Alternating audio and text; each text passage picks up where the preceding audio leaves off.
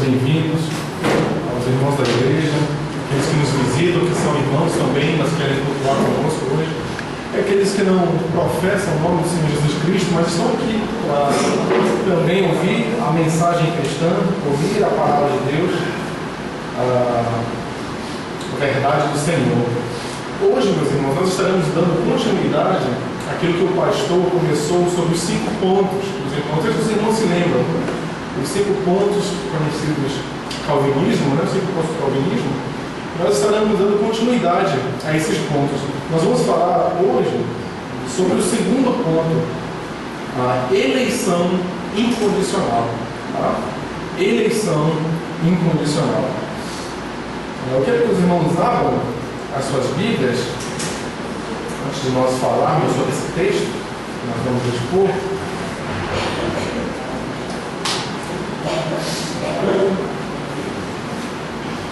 O texto que nós vamos ler e expor, meus irmãos, é o texto de 2 aos Tessalonicenses, no capítulo 2, no versículo 13, 14.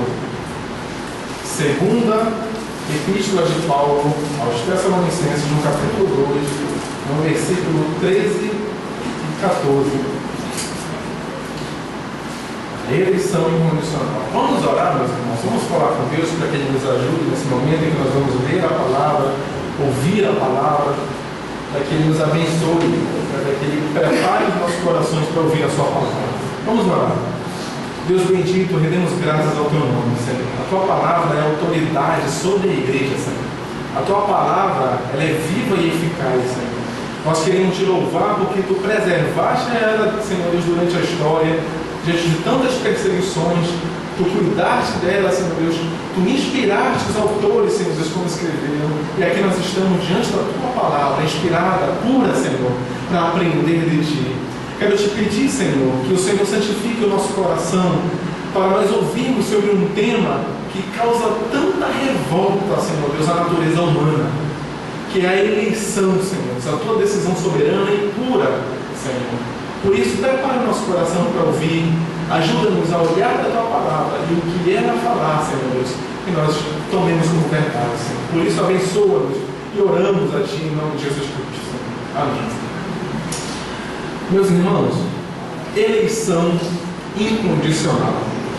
Talvez aqueles que estejam um pouco mais familiarizados com a teologia reformada vão entender o que quer dizer eleição incondicional.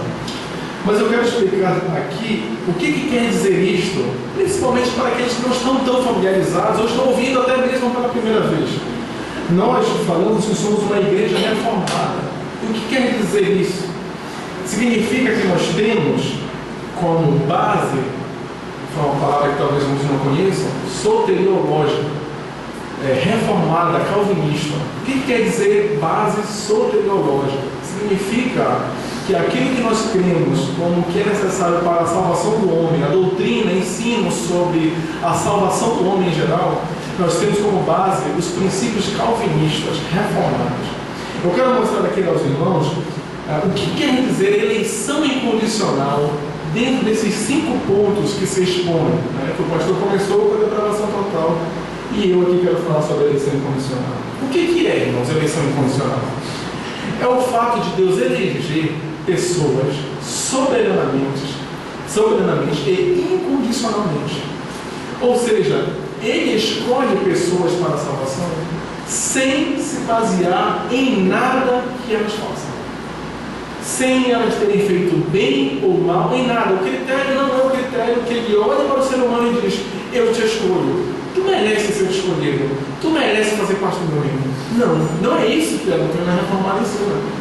A doutrina ensina que Deus quis escolher pessoas para a salvação antes da fundação do mundo, e isso a respeito dos deméritos delas. Ou seja, Deus não olha para o ser humano e diz: poxa, tu mereces fazer parte da salvação. Não. Mas a Bíblia não fala quais são os critérios que Deus olha para aquele e não para este para salvar. E olhando para esse texto de 2 Tessalonicenses, eu quero não somente expor a questão da eleição incondicional, mas algumas características da eleição. Como nós podemos até mesmo evidenciar, enxergar em nós mesmos se nós somos eleitos ou não. A Bíblia explica sobre esse assunto. Antes de falarmos dos textos de 2 Tessalonicenses, eu sempre gosto de fazer, às vezes, algumas observações sobre o texto e sobre o assunto que nós vamos lidar. Primeiro, quando nós falamos de eleição, nós vivemos num contexto de debate entre arminianos e calvinistas. E o que eu quero dizer aos irmãos é que os irmãos não caiam nesse erro de trabalhar ou de debater esse tema que é santo de uma forma frívola, de uma forma irreverente, de uma forma como se fosse a respeito do Corinthians, do Flamengo, São Paulo, qualquer outro time de futebol ou assunto. Com Deus, nós não tratamos assim dessa forma. E o debate, geralmente, o que acontece, há ironias, há sarcasmo, há afirmações ríspidas, coisas que não convêm àqueles que ensinam a palavra de Deus, a cristandade. Por isso, quando nós aprendemos sobre esse assunto, e nós pensamos sobre ele, precisamos nos guardar desse tipo de atitude. Às vezes, você olha os vídeos, né, que é muito comum hoje, as pessoas fazendo as mixagens, né, aquelas brincadeiras com vídeos e tudo mais, em cima de debates teológicos. Irmãos, que nós nos guardemos disso. Deus é santo, a sua palavra é santa, a sua vontade é santa, os seus decretos são santos. Por isso que é muito importante que estejamos guardados esse tipo de atitude. Uma outra observação que eu preciso fazer para os irmãos entenderem é a respeito de que essa verdade ela é absurda ao homem.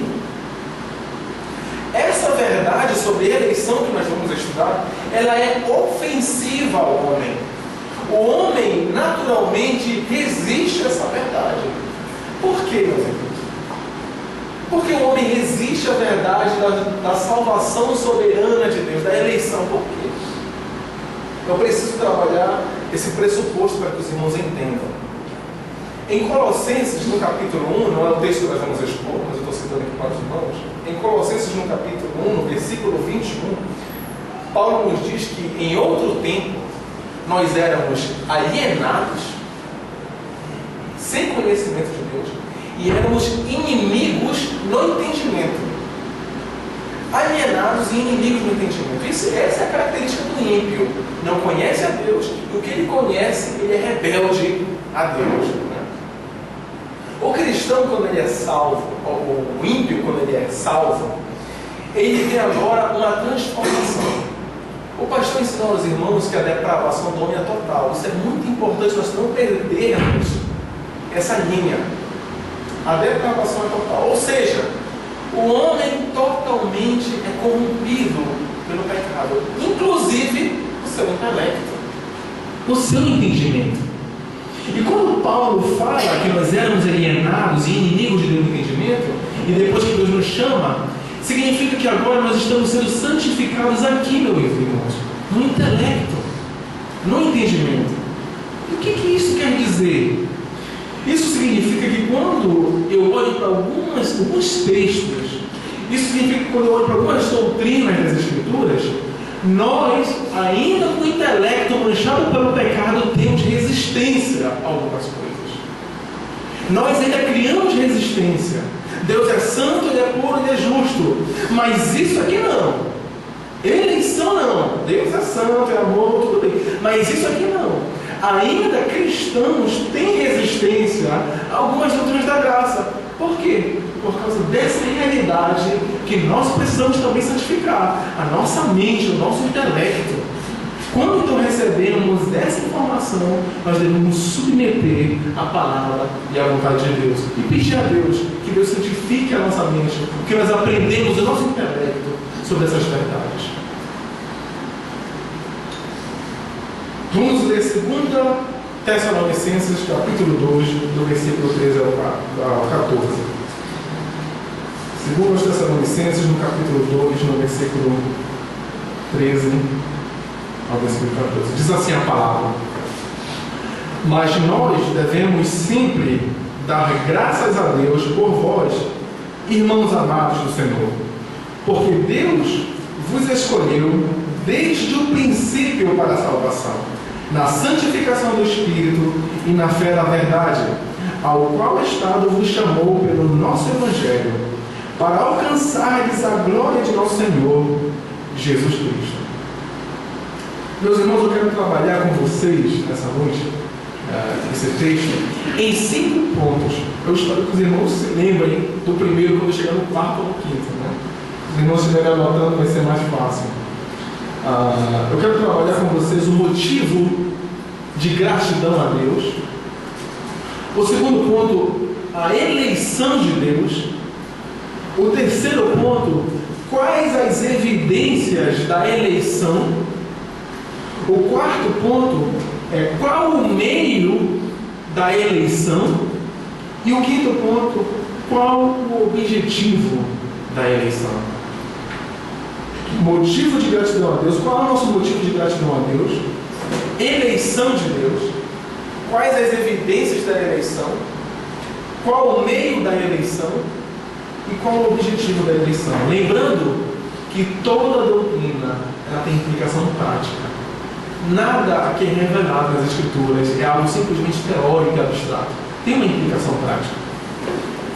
Paulo diz no versículo 13: mas nós devemos sempre dar graças a Deus por vós, irmãos, amados do Senhor, porque Deus vos escolheu desde o princípio para a salvação.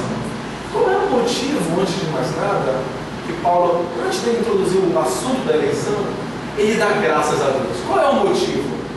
O motivo é que esses tessalonicenses, que um dia eram pagãos, Deus os amou. Deus os escolheu. O apóstolo Paulo diz no versículo 13 que eles são irmãos amados do Senhor. Quando nós falamos do amor de Deus, está tão desgastado hoje a doutrina do amor de Deus, que quando você pergunta para o descrente se Deus o ama, ele acredita que Deus o ama. Deus ama todas as pessoas, meus irmãos? Essa é a pergunta que eu faço a vocês. Deus ama você como cristão da mesma forma que Ele ama o ímpio? O que você entende sobre isso? Hoje as pessoas defendem isso. Mas Paulo, ele rende graças a Deus pelo fato de que Deus amou a eles. E a evidência desse amor a eles é a salvação. Deus nos ama como cristãos diferentemente do ímpio. O amor que nós temos com Deus é um amor de relacionamento de pai e filho, pai e filha.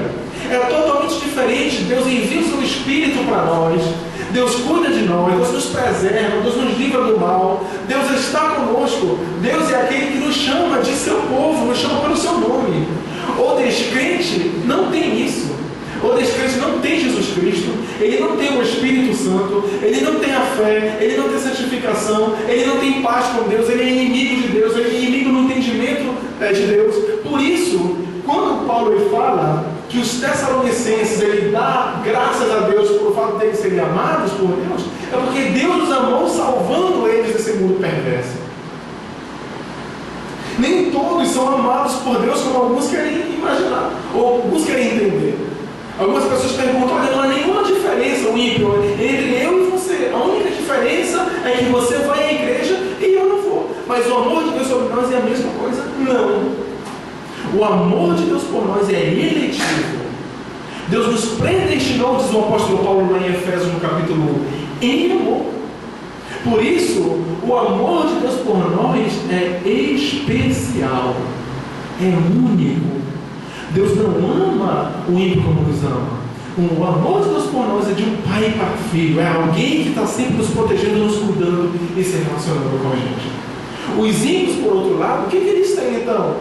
Eles têm a benevolência, a misericórdia, o favor de Deus. Deus não quer que eles morram nos seus pecados. Deus não quer que eles vão para o inferno. Deus quer que eles se salvem. A Bíblia mostra que Deus ele está solícito para querer que o ímpio mude o seu caminho. Mas o amor, a misericórdia de Deus não é a mesma coisa que Ele tem para com o seu povo, para com os crentes. Isso mostra a importância de Jesus Cristo na vida de uma pessoa. O fato de eu ter Jesus Cristo faz com que todo o meu relacionamento mude com Deus. Se eu não tenho a Cristo, eu sou um perdido, um alienado, um inimigo de Deus. Mas se eu tenho a Cristo, eu tenho o favor, a benignidade, o amor, o cuidado e a proteção de Deus. Cristo não é um apêndice na nossa vida. Ah, tu tem, eu não tenho. Não faz muita diferença, faz toda a diferença. Só temos o direito de orar a Deus, de pedir, de falar com Deus. Temos acesso livre a Deus por causa de Jesus Cristo. Temos comunhão com Deus por causa de Jesus Cristo. Deus nos ama por causa de Jesus Cristo. Então, o motivo de gratidão que Paulo dá a Deus pelos irmãos da Tessalônica é pelo fato de que eles são amados do Senhor. Mas não somente isso. Não somente isso. O motivo de gratidão que Paulo dá a Deus é que Deus os escolheu. Deus os escolheu. Eu não sei se você já teve a experiência de falar do Evangelho para alguém e essa pessoa se converter. Quando você olha para quem aquela pessoa era antes da fé e quem ela é agora em Cristo, a transformação, é impossível você não dar graças a Deus pela transformação. É impossível você não se alegrar. É impossível você não ter o cuidado, um olhar para aquela pessoa como se fosse de um filho precioso. Paulo dá graças a Deus pela eleição, porque Deus escolheu eles. A eleição de Deus, meus irmãos, essa é uma verdade que o homem natural, o homem que tem uma mente carnal, odeia. As Escrituras mostram, desde Gênesis, que Deus é soberano na sua vontade. Ele decide o que ele faz. Ele não tem que pedir satisfação a ninguém do que ele faz. Mas o homem, pelo contrário, às vezes quer colocar Deus na parede porque ele faz algumas coisas, como por exemplo escolher pessoas desde antes da fundação do mundo. Por exemplo, quando nós olhamos em Romanos no capítulo 9, abram comigo, por gentileza, Romanos no capítulo 9, no versículo 20, Romanos capítulo 9, no versículo 20. Quando nós olhamos para esse versículo, olha o que o apóstolo Paulo fala. Mas antes, ó homem, quem és tu que replicas a Deus? Porventura, coisa formada dirá a quem a formou: por que me fizeste assim? Paulo ele escreve esse versículo no contexto justamente quando ele está explicando sobre a eleição. E ele está expondo o Evangelho, a eleição de Deus.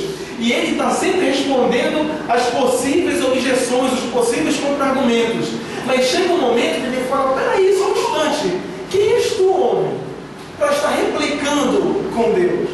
Hoje, as pessoas que não concordam, não aceitam a doutrina da eleição incondicional, muitas das vezes sugerem que essa doutrina faz de Deus ser um homem ou uma pessoa, um Deus injusto.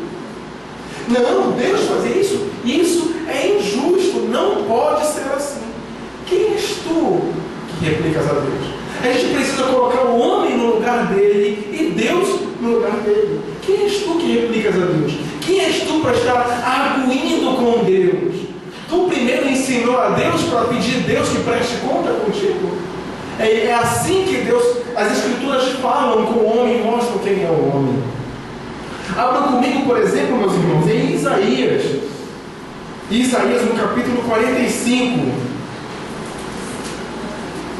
Isaías no capítulo 45. No versículo 9 e no versículo 12. Isaías capítulo 45, do versículo 9 ao versículo 12.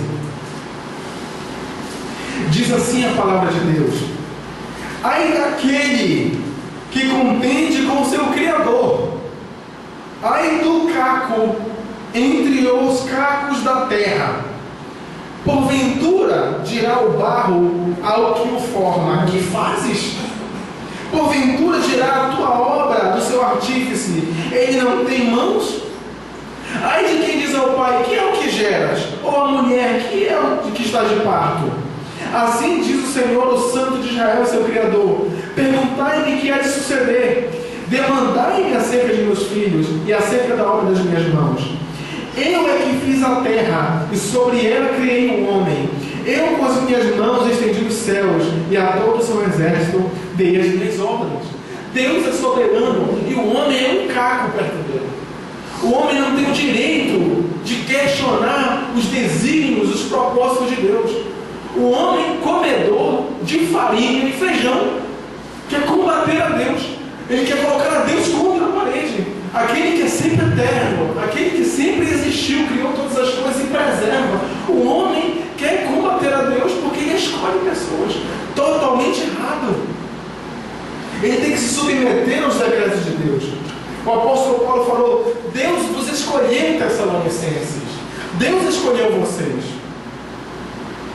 E quando aconteceu essa escolha? Quando aconteceu essa eleição? As Escrituras falam aqui no versículo 13 que Deus escolheu os Tessalonicenses desde o princípio. Desde o princípio. O princípio do que, meus irmãos? Desde o princípio da vida deles, Deus olhou para eles e viram: poxa, você é uma criança, que vai ser uma boa criança, um bom adulto, tem uma boa criação. Agora eu vou escolher eles. Foi desde esse princípio que Deus escolheu eles? O apóstolo Paulo fala em Efésios, no capítulo 1, no versículo 4, desde antes da fundação do mundo. Olhem comigo, por gentileza, em Romanos de novo. Mas só que agora no capítulo 9, no versículo 10 e 11.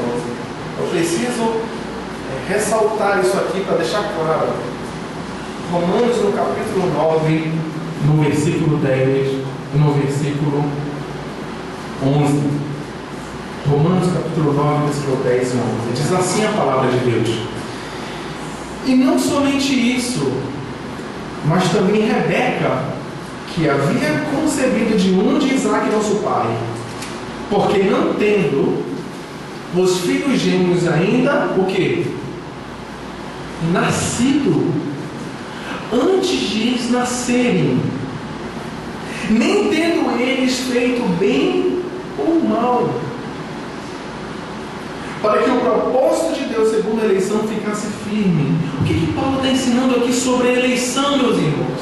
Ele está dizendo que duas crianças gêmeas, antes de nascerem, antes de fazerem bem ou mal, Deus escolheu Jacó.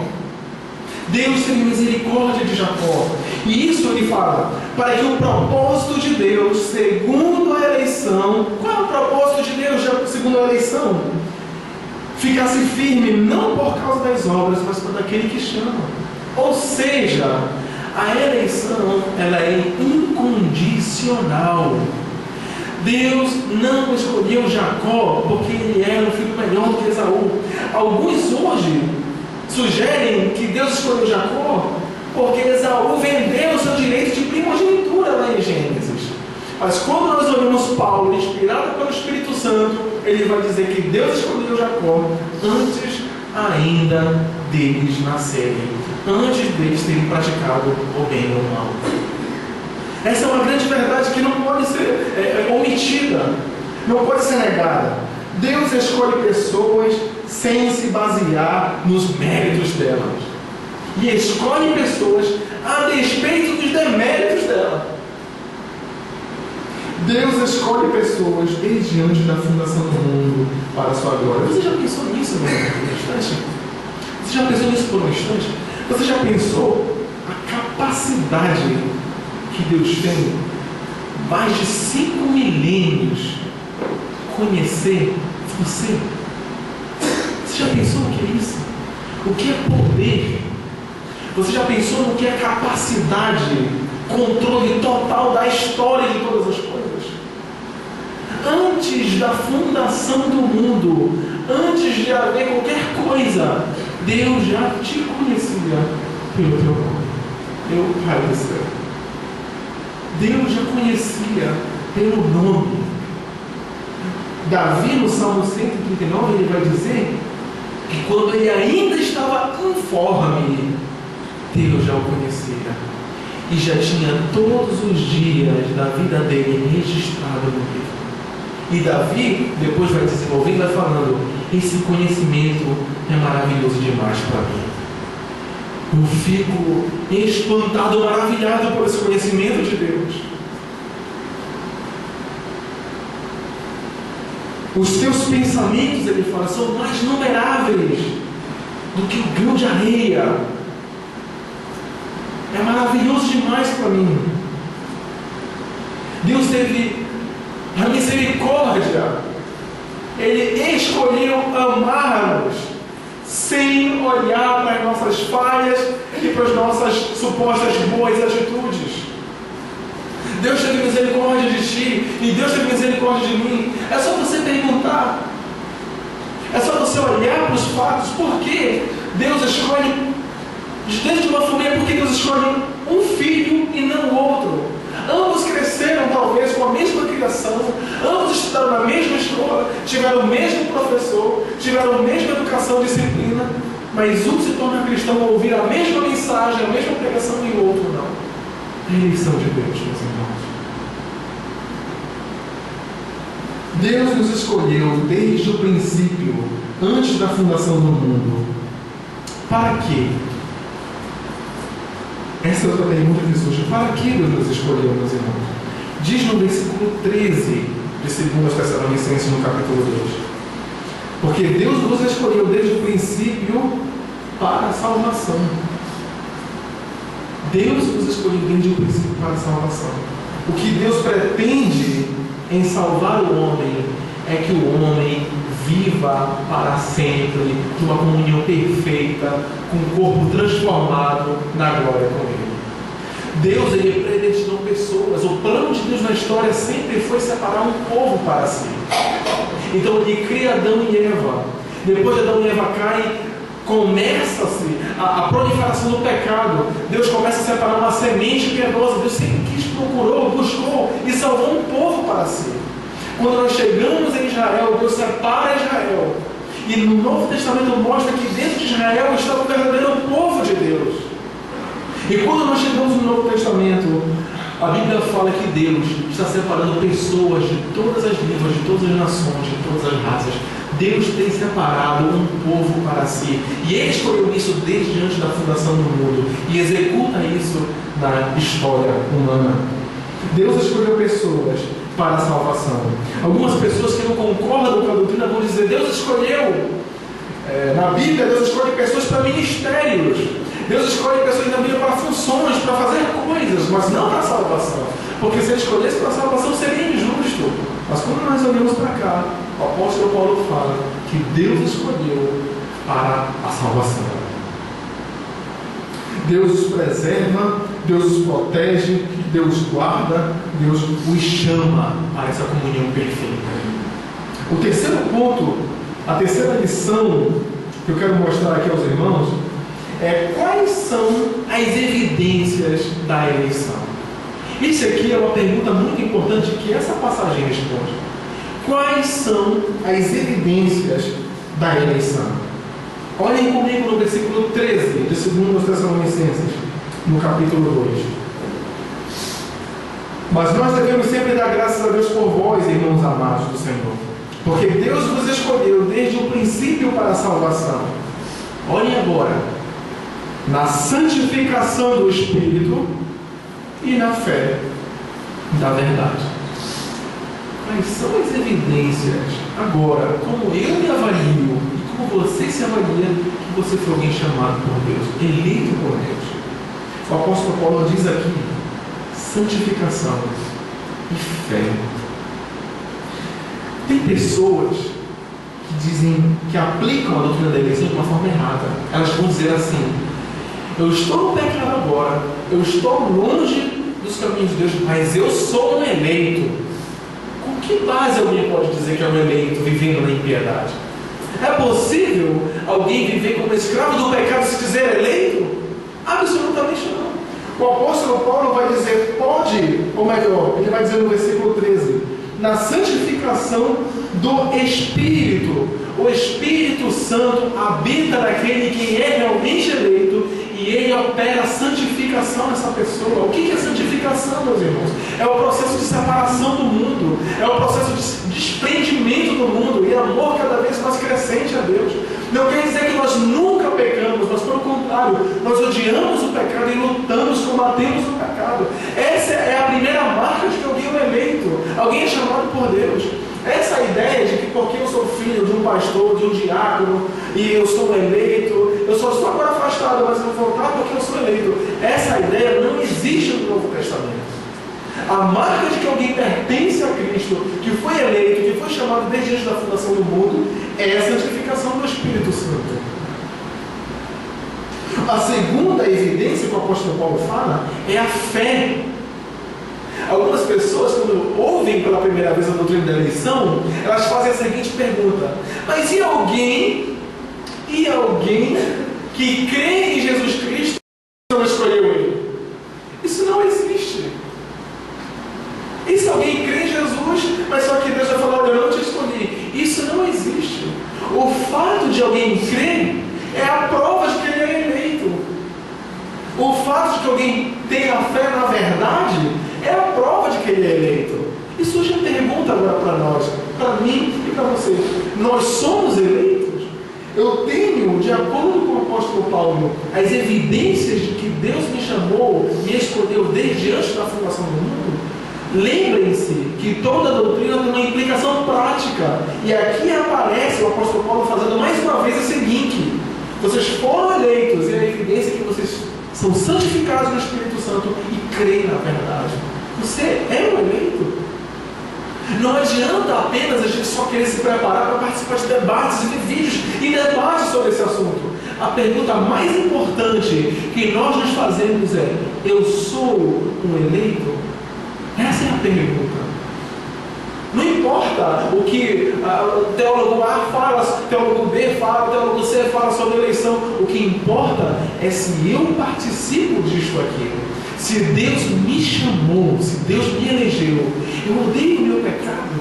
Eu combato, Deus sabe o quanto eu choro por aquele pecado que toda vez me assola, que está perto de mim. Eu preciso correr para Deus em oração. Deus sabe disso. Eu sei. Eu vivencio um combate contra o pecado. Eu procuro zelar uma vida santa por amor a Deus, porque Deus me amou, como nós vimos aqui, ou não? Eu tenho fé. Esse assunto da fé aqui, meus irmãos, eu preciso sempre explicar. Fé não é probabilidade matemática. Fé não é porque o ônibus sempre passa aqui, é que eu acredito que ele vai passar de novo. Olha, eu tenho fé que o ônibus vai passar. Geralmente as pessoas explicam fé dessa forma. Fé não é isso. Fé é um dom dado por Deus. A fé é uma fé que faz com que eu acredite no Salvador, que eu acredite na morte substitutiva de Cristo, e que Ele morreu no meu lugar, e eu me arrependo dos meus pecados. Uma grande e simples evidência da fé é o arrependimento. O arrependimento é o outro lado da moeda. Ninguém pode ter fé se não ter arrependimento. Por isso, meus irmãos, eu creio. A minha fé é genuína? Ou a minha fé é como dos cristãos, entre aspas, brasileiros, né? Todo mundo no Brasil é cristão. Alguns e outros que são ateus. Todo mundo é cristão. Todo mundo tem fé. Todo mundo acredita em Jesus Cristo. Todo mundo quase chora na Semana Santa e se reúne para comer. Isso é ter fé? Isso não é ter fé. Fé é uma demonstração de uma vida em comunhão com Cristo e arrependimento. Eles creram na verdade. Eles creram no que Paulo pregou para eles lá em Atos, no capítulo 17. Eu creio, meus irmãos. E não é fé em qualquer coisa. É fé na verdade. Por isso, quando eu olho para o espírita, quando eu olho para esses outros postos cristianismo, catolicismo e tudo mais, eles não são salvos, porque eles não creem na verdade. É muito sério isso. Nós sempre estamos vendo aqui, meus irmãos, a importância de aprender a doutrina, aprender a palavra de Deus, as doutrinas bíblicas na escola dominical. Temos enfatizado nisso. E quando nós olhamos aqui, o apóstolo Paulo fala: vocês creram na verdade. Essa é a evidência de que eles são eleitos. E eu, meu irmão? E você? Essa é a pergunta muito séria.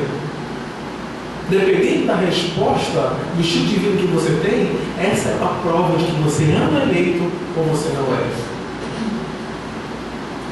As evidências da eleição são a santificação do Espírito e a fé na verdade.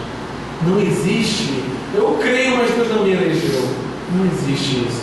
Se você crê, é porque Deus te elegeu. Deus te chamou.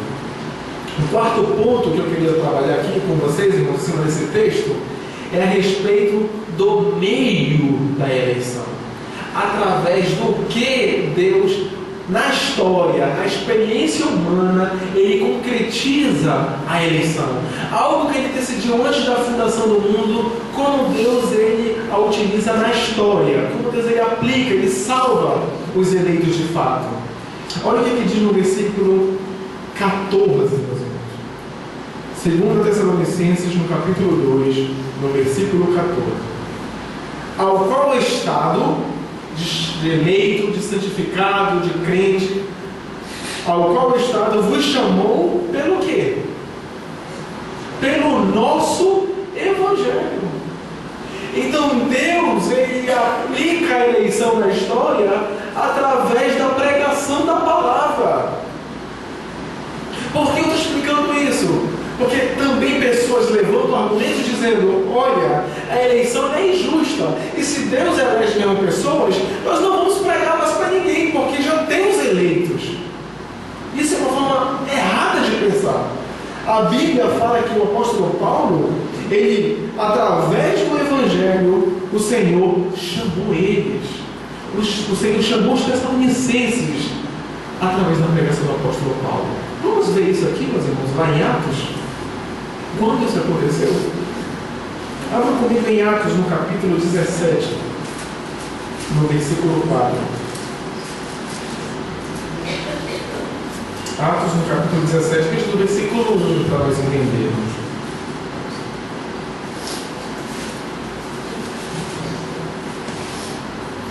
Diz assim a palavra de Deus: tendo passado por Anfípolis e Apolônia, chegaram a Tessalônica, onde havia uma sinagoga de judeus. Paulo, segundo seu costume, ali entrou e por 3 sábados discutiu com eles, tirando argumentos das Escrituras, expondo e demonstrando ser necessário que o Cristo padecesse e ressurgisse dentre os mortos. Este Jesus que eu vos anuncio, dizia ele, é o Cristo. Alguns deles ficaram persuadidos e se associaram com Paulo e Silas, bem como uma grande multidão de gregos devotos e não poucas mulheres de qualidade. Paulo, meus irmãos, foi o instrumento de Deus através da pregação do Evangelho para que Deus aplicasse a eleição na história. Como Deus chama e salva os eleitos? Pregação do Evangelho. Essa ideia de que porque as pessoas são eleitas eu não tenho que pregar é totalmente antibíblica. Como crerão se não há quem pregue? A Bíblia mostra que Deus tem chamado pessoas através da pregação da palavra. Isso não é uma desmotivação para eu pregar, pelo contrário, é uma motivação para pregar. Porque quando você perceber, quando você evangelizar pessoas, você vai ver a persistência das pessoas em dizer não para você. Você vai ver a persistência das pessoas sempre tentando desculpas e não crendo no Evangelho. Se eu não tenho uma compreensão de que Deus chamou pessoas, será uma desmotivação total, uma insegurança às missões, à pregação do Evangelho. Por isso, meus irmãos, aqui eu quero destacar a vocês que é muito importante falar do Evangelho para as pessoas. Ainda com a nossa gagueira, com o nosso nervosismo, com as nossas incertezas, pregue para as pessoas: Jesus Cristo morreu para que tu tivesses paz com Deus, para que todo aquele que nele crê tenha paz com Deus, e deixa o resto com Deus. Deixa o resto com Deus. Isso que nos anima e deveria sempre nos animar a falar do Evangelho, a pregar. Não se preocupe com as rejeições, não se preocupe com as costas que podem virar para você. Pregue o Evangelho, fale do Evangelho insistentemente. Cansa, pode cansar, mas fale do Evangelho. Fale de Jesus Cristo, Cordeiro de Deus que tira o pecado do mundo. Se aquela pessoa, aquele homem, aquela mulher for eleito, Deus vai chamá-lo, Deus vai convertê-lo, Deus vai quebrantá-lo. Quantas histórias nós olhamos de pessoas, até mesmo de pregadores antigos, que tiveram experiência de falar em coisas que eram curtas e simples, e pessoas se converterem. Há uma história de um homem chamado Torpe. Não é Torpe como a palavra portuguesa, mas era Torpe o nome dele. Esse homem, ele era um homem muito, como é que eu posso dizer assim, indisciplinado. Ele era um homem, um vadio. E esse homem, ele estava imitando Whitefield, George Whitefield, ele estava imitando como Whitefield pregava, o que o Whitefield pregava, fazia todos os jeitos do Whitefield. E diz às testemunhas que ele se converteu ao refletir sobre o que o Whitefield pregava. Isso é o poder de Deus, meus irmãos. Isso não depende de nós. A palavra de Deus ela é viva e eficaz. Deus aplica essa palavra no coração dos eleitos. Por isso deve nos motivar a ir para onde quer que seja, ou para a Índia, ou para os vizinhos da sua rua, seja onde for. Quando você pregar, os eleitos irão aparecer. Essa é a nossa motivação. Você já pensou em trazer pessoas à igreja para ouvirem a palavra?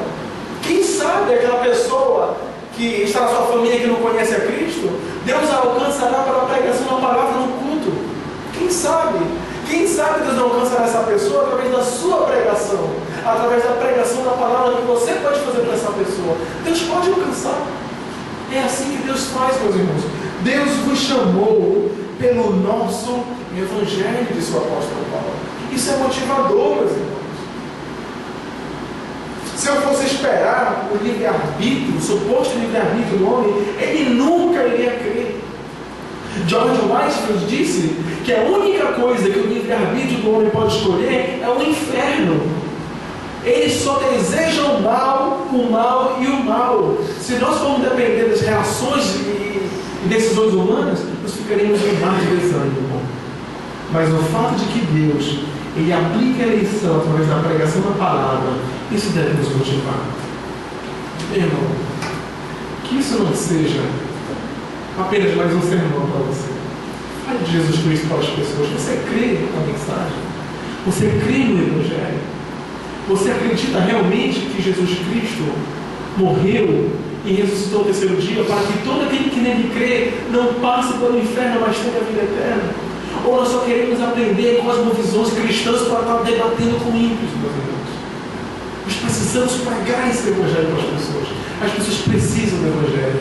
Às vezes, quando eu fico olhando na rua, os ônibus, as pessoas vivendo sem expectativa de vida.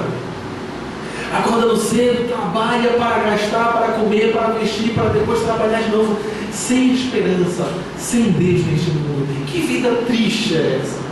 Eu fico pensando, olhando para essas pessoas, como é triste ver uma vida sem objetivo, sem propósito, sem entender a razão da existência.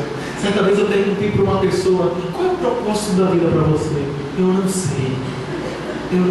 Como pode alguém viver sem razão, sem propósito na vida?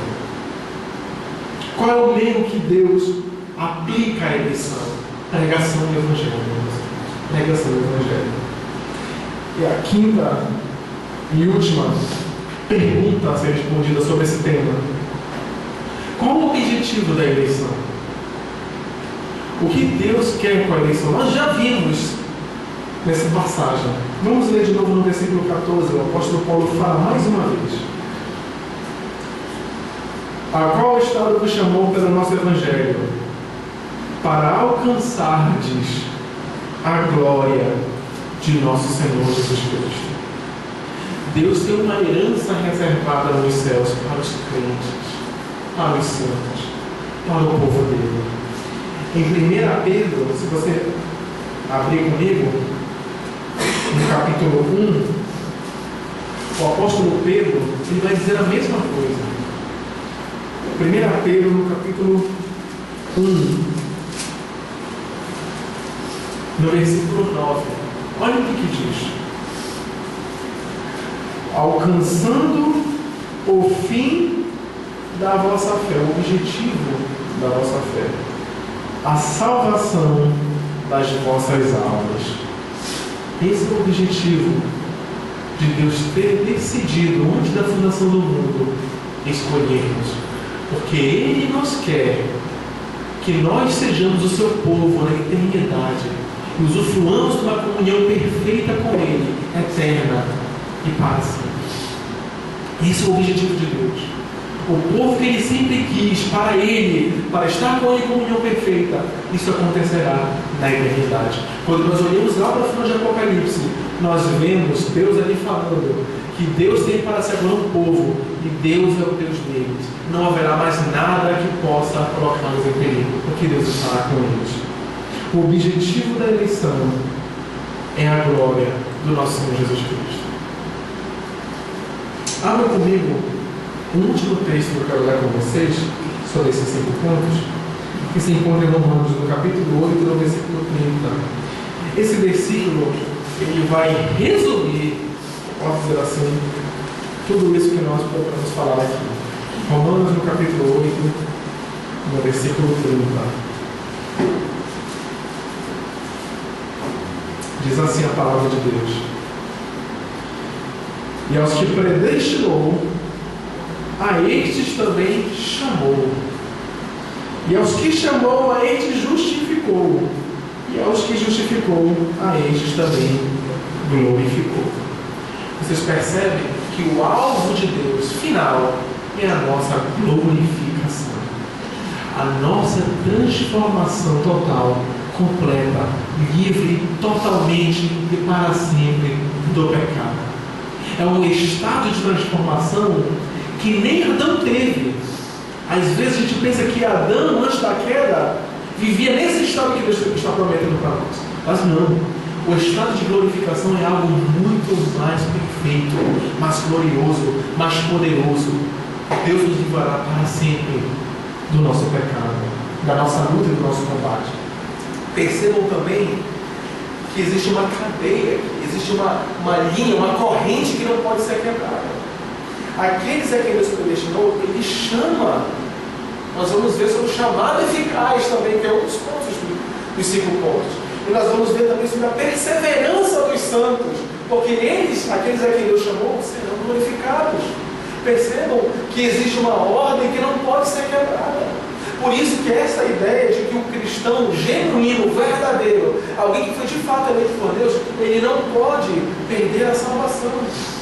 Porque Deus já garantiu aqui que ele será glorificado. A fé que Deus deu para ele, conforme ele diz em Efésios 2,8, essa fé vai conduzi-lo até a glória do Senhor Jesus Cristo. Essa é a nossa esperança. É isso que nos motiva em aprender sobre a eleição. Não é simplesmente um assunto abstrato teológico, mas é a respeito do amor, do cuidado de Deus, da sua misericórdia em chamar pessoas como nós, indignos da sua salvação. Eu quero aqui, meus irmãos, trazer 3 aplicações para vocês. Quero trazer 3 aplicações para vocês, para nós encerrarmos sobre esse ponto. A primeira aplicação é que nós temos um grande motivo de gratidão. Grande motivo de gratidão. Pense sobre o que Deus fez por você. Pense o que Deus decidiu ao seu favor e viva uma vida grata a Ele. Assim, como nós podemos viver uma vida grata? Em que termos, de forma clara, nós podemos viver uma vida grata? Abra comigo em Colossenses, capítulo 3. Colossenses, capítulo 3.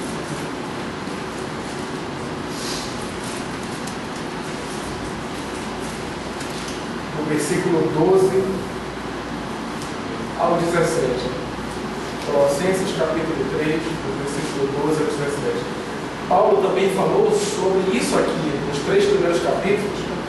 Agora, o apóstolo Paulo vai aplicar aquilo que ele ensinou sobre a eleição, sobre a grande vocação, a grande chamada que Deus nos deu. Olha o que diz o versículo 12, meus irmãos.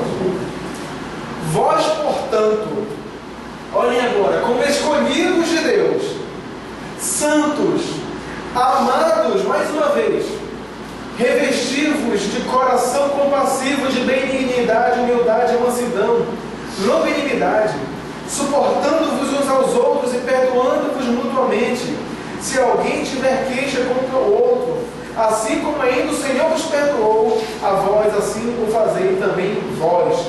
E sobre tudo isso, revestivos do amor, que é o vínculo da perfeição. Pelo fato de Deus ter nos escolhido, nos amado, nos santificado, isso deve concluir-se, isso deve terminar, ou melhor, aplicar-se na vida da igreja congregacional. Amando-vos uns aos outros, perdoando-vos uns aos outros, como Cristo nos perdoou. Olha o tamanho do amor de Deus por vocês. Façam isso um pelo outro. O amor, ele diz aqui, é o vínculo da perfeição. Ele continua dizendo no versículo 15: reine em vossos corações a paz de Cristo, a qual também fostes chamados em um só corpo, e sede agradecidos. A palavra de Cristo habite em vós ricamente, em toda sabedoria, instruindo e admoestando-vos uns aos outros com salmos, hinos e cânticos espirituais, com gratidão, louvando a Deus em vossos corações. Tudo quanto fizerdes, quer de palavras, quer de obras, fazei tudo em nome do Senhor Jesus, dando por Ele graças a Deus Pai. A salvação, a eleição me conduz a ter uma vida cristã congregacional, em amor ao irmão, em amor por aquele a quem Cristo também morreu. E não somente isso, mas gratidão a Deus. Gratidão a Deus. Temos um grande motivo, meus irmãos, de gratidão a Deus. Que o tempo não endureça o nosso coração sobre essas verdades a ponto de nos tornarmos indiferentes a elas. Mas que o Senhor sempre nutra no nosso coração o amor por Ele, como gratidão que Ele fez por nós. A segunda aplicação, meus irmãos, que eu quero trazer aqui para vocês, é que Deus é soberano. Deus é soberano. O homem tenta querer também ser soberano, controlar a vida dele e a história. Mas é Deus que é soberano. Ele escolheu eleger pessoas. Ele decidiu. Foi a vontade dele. Eu quero olhar com vocês um texto para corroborar isso que eu estou falando. Em Daniel, no capítulo 4. Esse fato aqui que nós vamos ler é um fato que ilustra o que eu estou tentando dizer sobre a soberania de Deus. Daniel, no capítulo 4.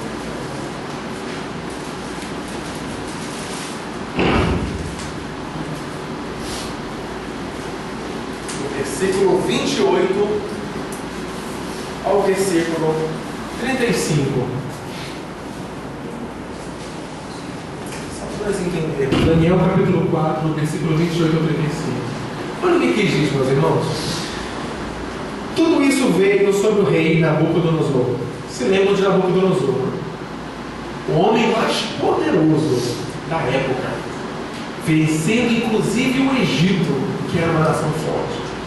Tudo isso veio sobre o rei Nabucodonosor. Ao cabo de 12 meses, estava ele passeando no palácio real de Babilônia. Falou o rei e disse: não é esta a grande Babilônia que eu edifiquei para a morada real, pela força do meu poder e para a glória da minha majestade? Ainda estava a palavra na boca do rei, quando veio do céu uma voz dizendo: ó rei Nabucodonosor, a ti se te diz, o reino já passou de ti. Serás expulso dentre os homens, e a tua morada será com os animais do campo. Serás obrigado a comer feno como boi, e sobre ti passarão 7 tempos, até que conheças que o Altíssimo domina no reino dos homens, e o dá a quem quiser. Na mesma hora, cumpriu-se a palavra sobre Nabucodonosor. Foi ele expulso dentre os homens e comeu feno como boi. E foi o seu corpo molhado no orvalho do céu, até que cresceu o seu pelo, como as penas das águias, e as suas unhas como as aves do céu. Ao cabo dos dias, eu, Nabucodonosor, levantei ao céu os meus olhos e tornou a mim o meu entendimento. O que Nabucodonosor aprendeu com a lição? Eu bendisse ao Altíssimo, e louvei e glorifiquei ao que vive para sempre, porque o seu domínio é um domínio sempiterno, e o seu reino se estende de geração em geração. O homem mais poderoso da época, humilhado, está falando isso. Todos os habitantes da terra são tidos como nada. Ele faz conforme a sua vontade no exército do céu e entre os habitantes da terra. E não há quem possa resistir à sua mão, nem lhe dizer: que fazes? Nabucodonosor, depois de humilhado, entendeu quem governa. O homem mais poderoso da terra entendeu quem governava. O céu domina sobre a terra. Não nos esqueçamos disso, pois está uma confusão cenário mundial. Mas é Deus que governa a terra. É o céu que domina a terra. É o Deus que domina entre os habitantes. A última aplicação, meus irmãos. A última aplicação. Preguemos o Evangelho. Eu vou insistir nesse ponto. Preguemos o Evangelho. Em Atos, no capítulo 18, do versículo 9 ao 11, tem um fato ali registrado, um fato histórico, muito curioso, que ilustra isso aqui que nós falamos. Em Atos, no capítulo 18, acontece uma situação. Olha o que o Senhor diz para Paulo, o missionário da igreja cristã. De noite, disse o Senhor a Paulo em uma visão: não temas, mas fala e não te cales, porque eu sou contigo, e ninguém te porá a mão para te fazer mal, pois eu tenho muito povo nessa cidade. Estava falando de Corinto. Deus estava falando para Paulo para ir em Corinto, porque ele tinha muito povo nessa cidade. E o que Paulo fez? Ali ficou 1 ano e 6 meses ensinando entre eles a palavra de Deus. Deus tinha povo naquela cidade. E o que Deus faz? Não, Paulo, não precisa pregar lá porque eu já tenho povo, vai para outro lugar. Não, eu tenho povo nessa cidade. Vai lá, Paulo, e fala da palavra, porque a palavra é o instrumento que eu vou usar para converter, para alcançar os meus eleitos. O fato de eleitos existirem, o fato de nós escolher pessoas, não significa que nós não temos que pregar. E Paulo pregou ali 1 ano e 6 meses. Trabalho, pregação, ensino. Deus escolheu pessoas, mas eu tenho que pregar, eu tenho que falar, eu tenho que ensinar, eu tenho que persistir em ensinar e testificar de Jesus Cristo. A minha oração é que isso, meus irmãos, não seja mais um momento que tivemos, mas que nós coloquemos em prática as que nós aprendemos. Temos um grande motivo de gratidão a Deus na nossa vida pela eleição de Deus. Deus é soberano sobre todas as coisas. Ele elege a quem quer, e a quem não quer, Ele não elege. Ele rejeita, Ele é soberano. E por fim, o fato de Deus escolher pessoas deve nos levar a pregar o Evangelho. Que Deus nos abençoe, que Deus derrame cada vez mais sobre a nossa vida a fé, a santidade, o conhecimento da Sua palavra, que leva à piedade. Vamos orar, meus irmãos, vamos falar com o Senhor. Deus bendito, queremos glorificar o Teu nome, Senhor, porque o Senhor governa, o Senhor domina sobre a terra, o céu domina, Senhor, sobre a terra, e nós queremos bendizer o Teu nome, ficamos maravilhados com o Teu poder, com a Tua majestade, com a Tua grandiosidade, com a Tua grande, Senhor Deus, com os Teus perfeitos decretos, Tuas perfeitas decisões, Senhor. Abençoa o Teu povo que aqui se encontra reunido, que o Teu povo, Senhor, viva uma vida em gratidão pela eleição, Senhor. Que a eleição nos conduza a estarmos constrangidos a Te amar cada vez mais, Senhor, por essa grande misericórdia Tua, por esse Teu grande e maravilhoso amor, Senhor. Por isso nos abençoa e nos leva em paz para os nossos lares. Em nome de Jesus Cristo. Amém.